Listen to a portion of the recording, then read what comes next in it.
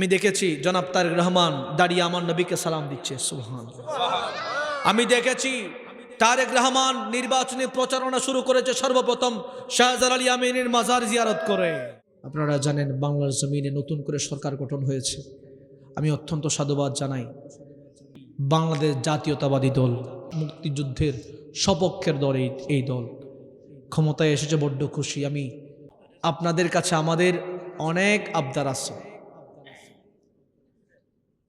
সরকারের কাছে আমাদের অনেক আবদার আছে।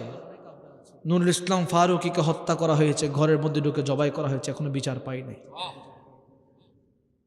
মাওলানা রইসউদ্দিনকে গত বছর মাও সৃষ্টি করে মারতে মারতে সেখানে হত্যা করা হয়েছে, কোনো বিচার আমরা পাই নাই। সুন্নি জামাতের শত্রু অনেক, আপনাদের কাছে আমাদের অনেক অনেক আবদার আছে। এই বিচারগুলো একটু নিশ্চিত করবেন। ওলিয়া উলিয়ার দেশ বাংলাদেশের ইতিহাস যখন ঘাটবেন দেখবেন এই বাংলার জমিনে ইসলাম এনেছে শাহজালাল ইয়ামিন, সুবহানাল্লাহ কইতেন না নি? বাংলার জমিনে ইসলাম এনেছে আল্লাহর ওলিরা, বাংলার জমিনে ইসলাম এনেছে গাউসুল আজম মাইজ ভান্ডারী, বাংলার জমিনে ইসলাম এনেছে আমার ইমাম শেরে বাংলা শাহীন শাহী সিরিকুট। ঠিক কিনা কথা বলেন? বাংলাদেশে 193টা মাজার ভাঙা হয়েছে। আমরা ভণ্ডামির পক্ষে নয়, ভণ্ডামির বিপক্ষে সবসময় সুন্নিয়ত অবস্থান করে, কিন্তু সবগুলোর সুন্দর একটা ফয়সালা আছে। আইন হাতে নেওয়ার আপনি কেউ নন। এতদিন পর্যন্ত অন্যায়ভাবে সুন্নি জামাতের আলেমদের উপর অত্যাচার করা হয়েছে। বাবা আমি রিকোয়েস্ট করব, আপনারা যেহেতু এই দল করছেন, এইখানে যারা মন্ত্রী হয়েছে তাদের মাধ্যমে খবরগুলো পৌঁছাবেন।